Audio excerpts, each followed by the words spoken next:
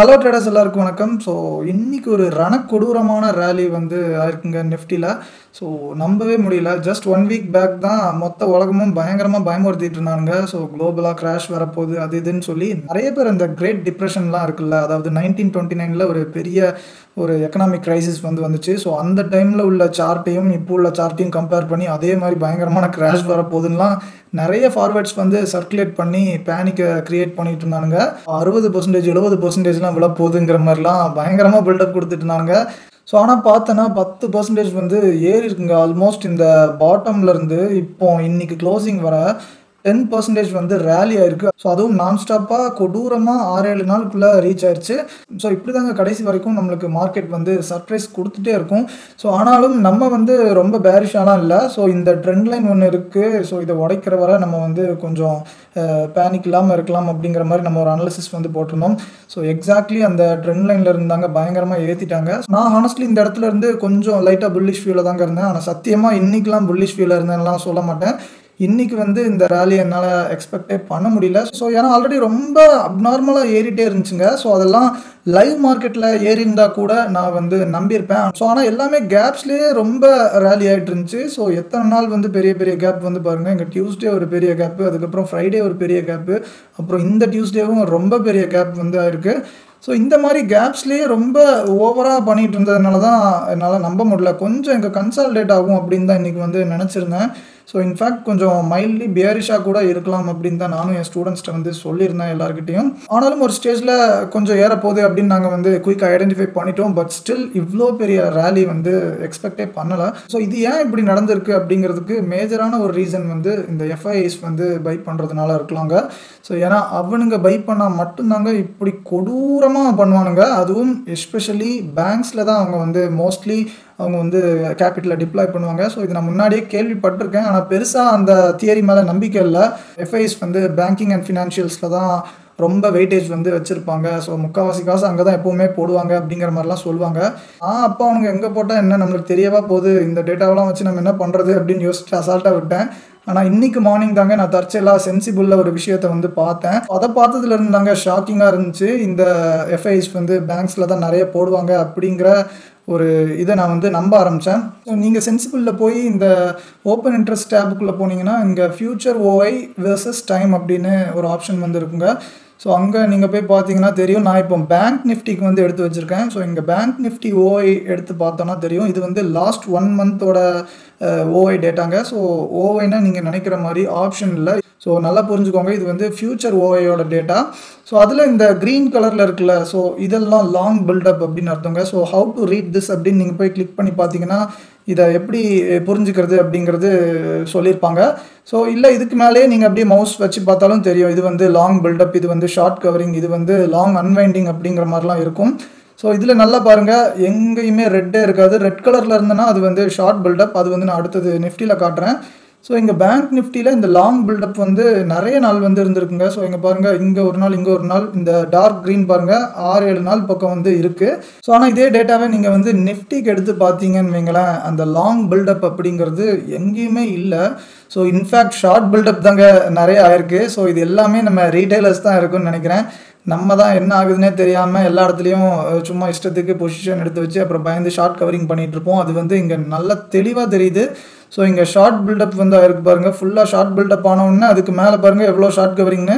So இதுக்கு முன்னாடி ஒரு கொடூர ரேலி வந்துச்சுல்ல, ஸோ லாஸ்ட் மந்த்து. ஸோ அந்த ரேலி ஃபுல்லாகவே ஷார்ட் கவரிங்கில் வந்துருக்குங்க. ரொம்ப தெளிவாக தெரிஞ்சிருக்கு. ஸோ இங்கே பாருங்கள், இத்தனை நாளும் கண்டினியூஸாக ஷார்ட் கவரிங் தான். ஸோ அதுக்கப்புறம் மார்க்கெட் கன்சால்டேட் ஆகும்போது திருப்பியும் நம்ம ரீட்டைலர்ஸ் வந்து ஷார்ட் பில்டப் வந்து பண்ணிட்டாங்க. ஸோ இந்த ஷார்ட் பில்டப்பையும் திருப்பி நம்ம வந்து ஷார்ட் கவரிங் பண்ணிட்டோம். இந்த பேங்க்ஸை அவங்க வாங்கி ஏற்றுனதுனால அதனால் நிஃப்டியும் ஆட்டோமேட்டிக்காக ஏறி இருக்கும். ஸோ நிஃப்டி ஏறினதுனால நம்ம ரீட்டைலர்ஸ்லாம் இங்கே வந்து ஷார்ட் கவரிங் நடந்து கொஞ்சம் கொஞ்சமாக ஏறி இருக்கு. ஸோ இங்கே ஒரு நாள் கூட லாங் பில்டப் வந்து இல்லவே இல்லை பாருங்கள். அந்த டார்க் க்ரீன் கலர் வந்து எங்கேயுமே இல்லை. ஸோ லாங் பில்டப் பதிலாக இங்கே ஷார்ட் பில்டப் வந்து அதுக்கு ஈக்குவலாக நிறைய பார்ஸ் வந்து வந்துருக்குங்க 6-7 டைம் வந்து. ஸோ இதுலேயே தெரியுது. ஸோ நம்ம ரீட்டைலர்ஸ் எல்லாருமே இந்த நிஃப்டியில் பொசிஷன் எடுத்து அதுவும் ஷார்ட் பண்ணி பயந்து ஷார்ட் கவரிங்லாம் பண்ணிட்டு உட்காந்துருக்கோம் நிறைய பேர். ஸோ ஆனால் அந்த எஃப்ஐஸ் வந்து பேங்க்கில் ஹெவியாக வச்சு செஞ்சுட்டானுங்க. ஸோ இதுக்கு முன்னாடி பல டைம் இந்த மாதிரி நடந்திருக்குங்க. அதாவது எஃப்ஐஸ் குறிப்பிட்ட சில நாள் மட்டும் அப்படியே வாங்கிட்டு அப்படியே அமைதியாக இருந்துருவானுங்க. அதுக்கப்புறம் திருப்பி மெதுவாக செல் பண்ண ஆரம்பிப்பானுங்க. ஆனால் அவங்க வாங்குற டைம்லாம் ஓவராக அப்நார்மலாக ஏறுங்க. ஸோ இவங்க ஃபியூச்சர்ஸில் கொஞ்சம் கொஞ்சமாக பொசிஷன் பில்ட் பண்ணுறாங்கன்னா ஸ்டாக்ஸும் நிறைய வாங்கி வைப்பாங்க. ஸோ ஸ்டாக்ஸ் ரொம்ப அக்ரெசிவாக சம்டைம்ஸ் வந்து வாங்கிடுவாங்க. ஸோ அந்த மாதிரி வாங்குறப்பெல்லாம் இந்த ஃபியூச்சர்ஸ் வேல்யூவை விட ஸ்பாட் வேல்யூ வந்து அதிகமாகும். இது வந்து ரொம்ப ரேர் சினாரியோ. ஸோ 5-6 மாதத்துக்கு ஒரு டைம் தாங்க நடக்கும். நான் பார்த்த வரைக்கும் அவ்வளோ ரேராக தான் நடந்திருக்கு. இப்போவும் நீங்கள் வந்து கரண்ட்டாக செக் பண்ணுங்கள். பேங்க் நிஃப்டி ஸ்பாட் வந்து 54,290 இருக்குது. ஃபியூச்சர்ஸ் வந்து 223 தாங்க இருக்குது. ஆல்மோஸ்ட் ஒரு 70 பாயிண்ட்ஸ் வந்து ஸ்பாட்டை விட ஃபியூச்சர்ஸ் வந்து கூடிருச்சுங்க. இதே மாதிரி நீங்கள் நிஃப்டியில் பாருங்கள். ஸோ நிஃப்டியில் ரெண்டுமே சேமாக இருக்குங்க. 23,850 பக்கம் இருக்குது ஸ்பாட்டு. ஸோ ஃபியூச்சர்ஸும் 850 பக்கம் தாங்க இருக்குது. ரெண்டும் ஆல்மோஸ்ட் சேமாக தான் இருக்குது. ஸோ இதுலேயே உங்களுக்கு வந்து ஆப்வியஸ்லி புரியணும், பேங்கிங் ஸ்டாக்ஸ் யாரோ வெறித்தனமாக வாங்கிட்டு இருக்கானுங்க அப்படின்னு. ஸோ யாரோனா யாருங்க வாங்க போகிறா? ஸோ எஃப்ஐஎஸ் தாங்க வாங்குவாங்க. ஏன்னா பாஸ்ட் 2-3 டேஸோட டேட்டாவும் எஃப்ஐஎஸ் வந்து பையிங் சைடில் இருந்தாங்க. ஸோ நான் அந்த டேட்டாவெல்லாம் சுத்தமாக பார்க்கவே மாட்டேன், நம்பவும் மாட்டேன். ஸோ ஏன்னா அது வந்து நம்மளுக்கு தேவையும் படாது. ஸோ ஆனாலும் நம்ம ஸ்டூடெண்ட்ஸ் வந்து குரூப்பில் டெய்லி அந்த டேட்டா வந்து போடுவாங்க. கடந்த 2-3 நாளாக எஃப்ஐஎஸ் வந்து பையிங் சைடு இருந்தாங்க. ஸோ மார்னிங்கும் தற்செயலாக இந்த பேங்க் நிஃப்டி இந்த டேட்டா வந்து பார்த்ததுக்கப்புறம் தான் தெரிஞ்சு இன்றைக்கி வந்து அதுக்கேற்ற மாதிரி ஹெவியான சம்பவம் வந்து பண்ணிட்டாங்க. ஸோ நான் இன்றைக்கி நிஃப்டியில் ஒரு நல்ல ப்ராஃபிட் பண்ணியிருந்தேங்க. 25,000 பக்கம் வந்து ப்ராஃபிட் பண்ணியிருந்தேன். ஷார்ட்ஸ் கூட போட்டிருந்தேன். ஆனால் அன்ஃபார்ச்சுனேட்லி அது வந்து செல் சைட் வந்து பண்ணியிருந்தேங்க. ஸோ இந்த இடத்துல பாருங்கள், சிபிஆர் மேலே இந்த டாப்பில் எக்ஸாக்ட்லி இந்த டாப்பில் வந்து எடுத்தேன். ஸோ இந்த இடத்துல இருந்து பயங்கரமாக இழுப்பாங்க அப்படின்னு ரொம்ப நம்பினேங்க. ஸோ ஏன்னா இன்றைக்கி என்னோடய வியூ வந்து சைட்வேஸ் டு பேரிஷ் தான் நினச்சிருந்தேன். ஸோ அதனால் இந்த இடத்துல ஷார்ட் பண்ண நல்ல வேலைங்க. இந்த இடத்துல எஸ்எல் ஹண்டிங் வந்து பண்ணியிருக்காங்க அப்படிங்கிறத ஐடென்டிஃபை பண்ணிவிட்டு நான் டக்குன்னு அந்த ப்ராஃபிட்டை வந்து க்ளோஸ் பண்ணிவிட்டேன். நான் வந்து இன்னும் கொஞ்சம் நேரம் விட்டுருந்தேன்னா என்னோடய ஸ்டாப் லாஸ் ஹிட்டாக இருக்கும். ஸோ அதனால் நல்ல வேலை, ஒரு கிரேட் எஸ்கேப் தான் இந்த இடத்துல நான் வந்து புக் பண்ணது. ஸோ எஸ்எல் ஹண்டிங்லாம் நடந்தால் தாங்க இந்த மாதிரி பயங்கரமான மூவ்ஸும் வரும். ஸோ அதுக்கேற்ற மாதிரி பாருங்கள், சூப்பராக மூவ்மெண்ட் வந்து 500 பாயிண்ட் பக்கம் வந்து கொண்டு வந்திருக்காங்க. அந்த எஸ்எல் ஹண்டிங்லாம் ஐடென்டிஃபை பண்ணுறது ரொம்ப கஷ்டம் தான். ஸோ அதை வந்து நம்ம லைவில் மானிட்டர் பண்ணிகிட்டே இருக்கணும். ப்ளஸ் இன்னும் ஒரு சில சார்ட்ஸ்லாம் பார்க்க வேண்டியது வந்து இருக்கும். ஸோ இந்த ஒரு சார்ட்டை மட்டும் நீங்கள் வந்து பார்த்து உடனே டிசைட் பண்ண முடியாது. Multiple charts and multiple time ஃப்ரேம்ஸில் வந்து நாங்கள் அனலைஸ் பண்ணிகிட்டு இருப்போம். ஸோ அதனால தான் நம்மளால் இந்த எஸ்எல் ஹண்டிங்லாம் கண்டுபிடிக்க முடியும். அதுக்கப்புறம் மேலே ஏறி திருப்பியும் இந்த சிபிஆர் மேலே ரீடெஸ்ட் போட்டு மேலே ஏறும்போது தாங்க கண்டிப்பாக செஞ்சு விட போகிறாங்க அப்சைடு அப்படின்னு எனக்கு கன்ஃபார்ம் ஆச்சு. ஸோ ஏன்னா சேம் டைமில் நீங்கள் பேங்க் நிஃப்டி வந்து பார்க்கணும். பேங்க் நிஃப்டி வந்து ஸ்பாட் அண்ட் ஃபியூச்சர்ஸ் ரெண்டுமே இந்த டைனமிக் ஜோன்ஸில் ஸ்ட்ரகிள் பண்ணிட்டு இருந்துச்சு.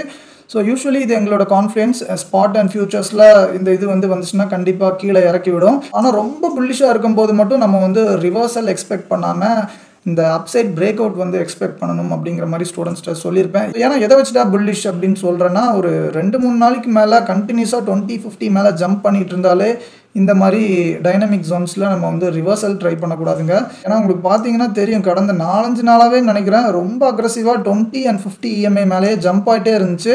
5 மினிட் டைம் ஃப்ரேமில் வந்து சொல்கிறேங்க. ஸோ இந்த மாதிரி நேரத்தில் டைனமிக் ஜோன்ஸோட கான்ஃப்ளூயன்ஸ் வந்தனா கண்டிப்பாக ஒர்க் ஆகும். ஆனால் ஒர்க் ஆகி எது வரை அவன் வந்து இழுப்பானா 20 EMA வர மட்டும்தாங்க இழுப்பான். அதுக்கு மேலே டக்குன்னு ஃபெயிலியர் ஆக சான்ஸ் இருக்குது அந்த ரிவர்சல். அதனால் இந்த இடத்தையும் நோட் பண்ணிகிட்டே இருந்தேன். ஸோ நான் ஷார்ட் பண்ணும்போது இந்த பேங்க் நிஃப்டியும் கரெக்டாக இங்கே வந்துச்சுங்க. ஸோ இந்த கான்ஃபிடன்ஸும் சேர்ந்து தான் நான் வந்து நிஃப்டியில் டெசிஷன் வந்து எடுத்தேன். ஆனால் இந்த இடத்துல வந்தவொன்னே தாங்க எனக்கு வந்து டவுட் ஆயிடுச்சு. இங்கே பாருங்கள் 20 EMA மேலே அகைன் ஒரு பெரிய பவுன்ஸ் வந்து வைக்க ட்ரை பண்ணான். ஸோ அப்போவே கண்டிப்பாக இவன் வந்து வெறித்தனமாக உடைக்க போகிறான் அப்படின்னு தெரிஞ்சிருச்சு. ஸோ இந்த பேங்க் நிஃப்டி கான்ஃப்ளூயன்ஸ்னால் ஒன்று கண்டிப்பாக ரிவர்சல் ஆகுங்க. ஸோ அதுவும் கரெக்டாக சேம் டைமில் வரணும். ஸோ ரிவர்சல் ஆகிறது அந்த 20 EMAலேருந்து ஃபெயிலியர் ஆயிடுச்சுன்னு வைங்களேன், கண்டிப்பாக அப்சைட் வந்து பயங்கர அக்ரெசிவாக போகும். ஆனால் ஒவ்வொரு டைமும் நீங்கள் இவ்வளோ அக்ரெசிவான மூவ்மெண்ட்ஸ் வந்து எக்ஸ்பெக்ட் பண்ண முடியாது. ஆனால் நல்ல டீசெண்டான மூவ் வந்து ரொம்ப ஜாலியாக கொடுப்பான் பேங்க் நிஃப்டிலாம்.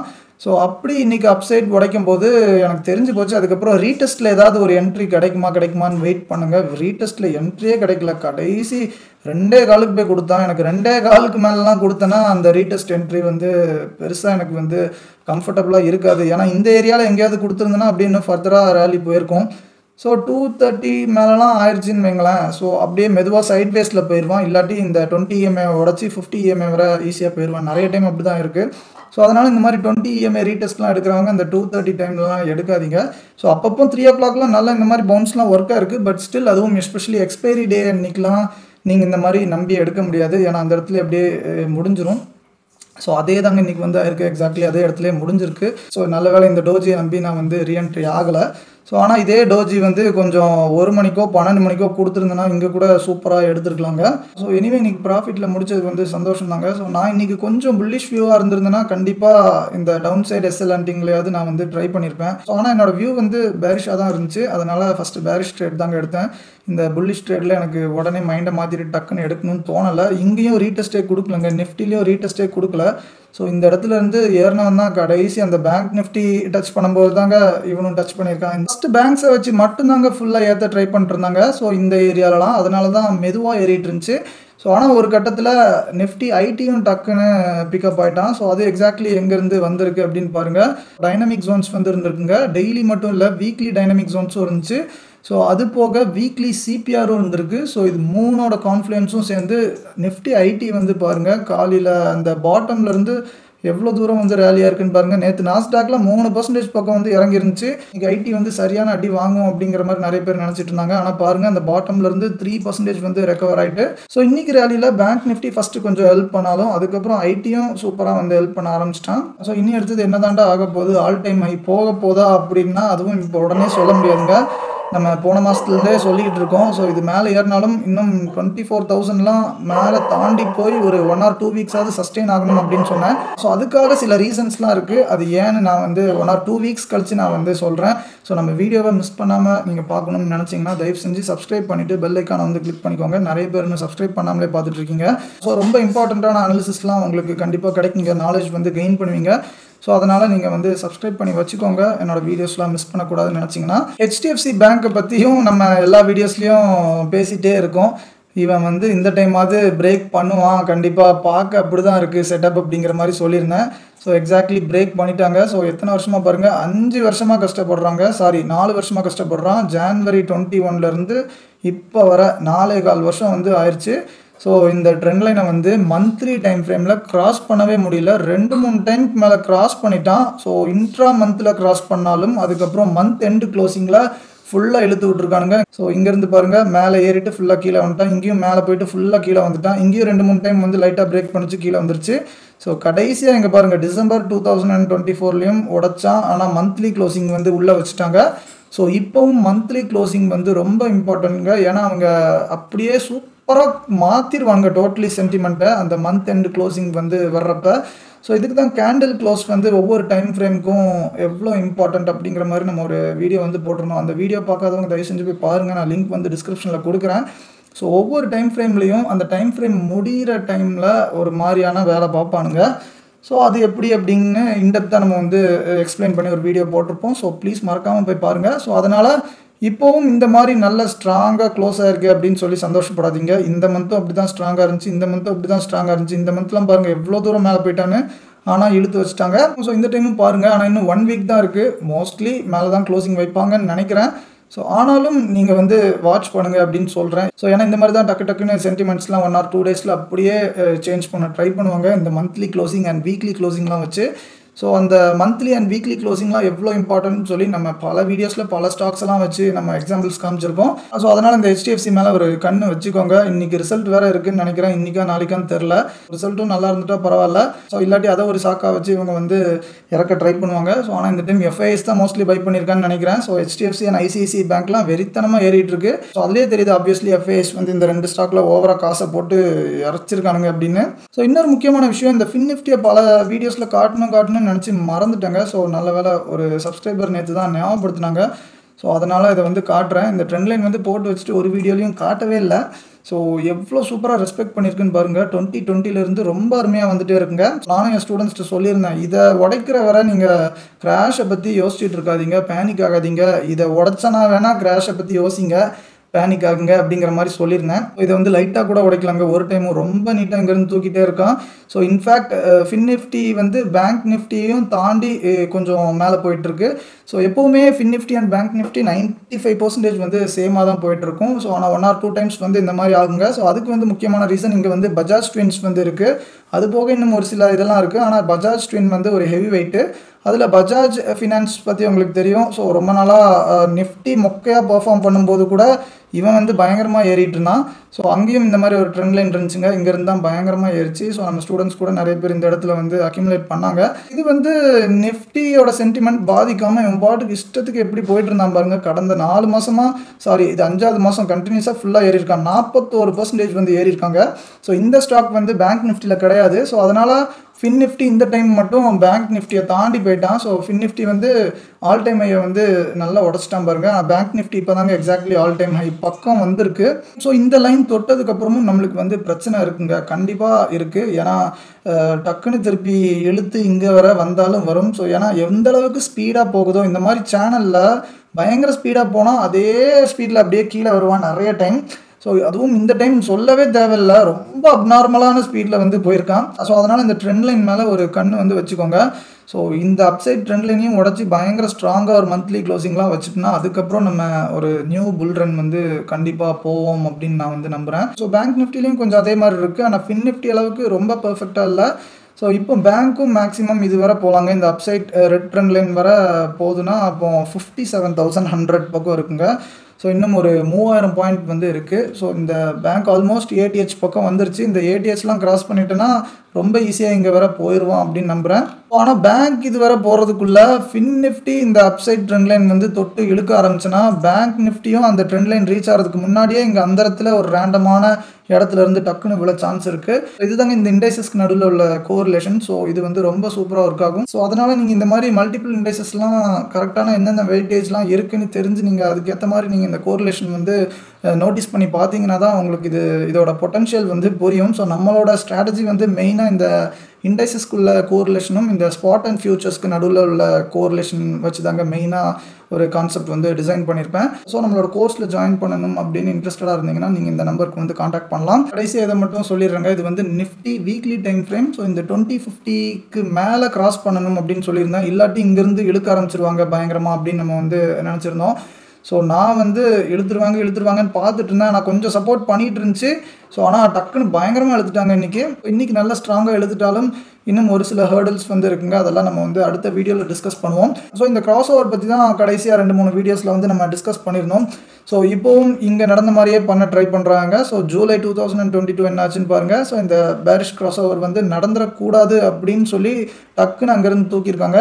ஸோ இதெல்லாம் என்னது அப்படின்னு நீங்கள் புரிஞ்சுக்கணுன்னா லாஸ்ட் வீடியோ பார்த்தா தாங்க புரியும். இப்போ நான் கேண்டில்ஸ் வந்து ஹைட் பண்ணியிருக்கேன்.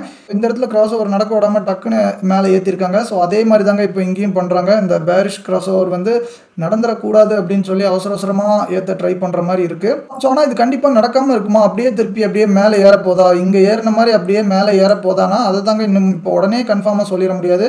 ஒரு 2-3 வீக்ஸ் வந்து டைம் எடுக்குங்க. ஸோ ஏன்னா லைட்டாக ஏறுற மாதிரி ஏறி அதுக்கப்புறம் கஷ்டப்பட்டு திருப்பி பேர்ஸும் ரொம்ப ட்ரை பண்ணி டக்குன்னு கிராஸ் ஓவர் வந்து பண்ண வச்சுருக்காங்க. ஸோ அதனால் இந்த இடத்த நீங்கள் வந்து 2-3 வீக்ஸ்க்கு நீங்கள் வந்து ரொம்ப க்ளோஸாக மானிட்டர் பண்ணணும். ஸோ மந்த்லி கேண்டில் க்ளோஸ் வந்து ப்ரீவியஸ் 2 மந்த்ஸையும் தாண்டி க்ளோசிங் வச்சுட்டாலே ஒரு 80-90% மேலே கன்ஃபார்ம் ஆயிரும் அப்படின்னு நினைக்கிறேங்க. ஸோ இப்போதைக்கு கரெக்டாக அந்த ப்ரீவியஸ் மந்த் ஹை வர வந்துருச்சு. ஸோ அதுக்கு ப்ரீவியஸ் மந்த் ஐயும் அது பக்கத்தில் தாங்க இருக்குது. ஸோ ஆல்மோஸ்ட் சேம் இடத்துல தாங்க இருக்குது மூணும். பட் ஸ்டில் எனக்கு வந்து க்ளோசிங் தாங்க ரொம்ப இம்பார்ட்டன்ட். ஆல் டைம் ஐ வர இன்றைக்கே போயிருந்தா கூட நான் வந்து நம்பியிருக்க மாட்டேன். ஏன்னா மந்த் அண்ட் டக்குன்னு ஃபுல்லாக எடுத்து கீழே கொண்டு வந்துடுவாங்க. அந்த மாதிரி பல டைம் ஆயிருக்கு. ஸோ அதனால தான் எனக்கு க்ளோசிங் வந்து ரொம்ப இம்பார்ட்டன்ட்டுங்க. இந்த லாஸ்ட் 2-3 மந்த்ஸையும் தாண்டி கொஞ்சம் க்ளோசிங் வச்சிட்டேன்னா அதுக்கப்புறம் வேணால் நம்ம வந்து ஓரளவுக்கு கண்டிப்பாக பாட்டம் ஃபார்ம் ஆயிடுச்சு அப்படின்னு நம்ம வந்து அசியூம் பண்ணலாம். ஸோ நாளைக்கு வந்து மார்க்கெட் கிடையாது. ஸோ இன்றைக்கி தான் weekly candle close. So next week வந்து மார்க்கெட்டை பார்த்துட்டு நான் அடுத்த வாரம் வந்து அனாலிசிஸ் போடுறேன் எப்படி இருக்கலாம் அப்படின்னு. ஸோ இன்றைக்கி யாரெல்லாம் இந்த ரேலியில் பயங்கரமாக ப்ராஃபிட் பண்ணியிருந்தீங்க அப்படின்னு உங்களோட ஹாப்பினஸ் வந்து ஷேர் பண்ணுங்கள். ஸோ இந்த அனாலிசிஸ் வந்து பிடிச்சிருந்தனா தயவு செஞ்சு ஒரு லைக் பண்ணி உங்களோட ஃப்ரெண்ட்ஸ் சர்க்கிளுக்கு வந்து ஷேர் பண்ணுங்கள். ஸோ வேறு ஏதாவது கருத்து இருந்தாலும் கமெண்ட் செக்ஷனில் சொல்லுங்கள். இன்னொரு நல்ல வீடியோவில் சந்திக்கலாம். நன்றி.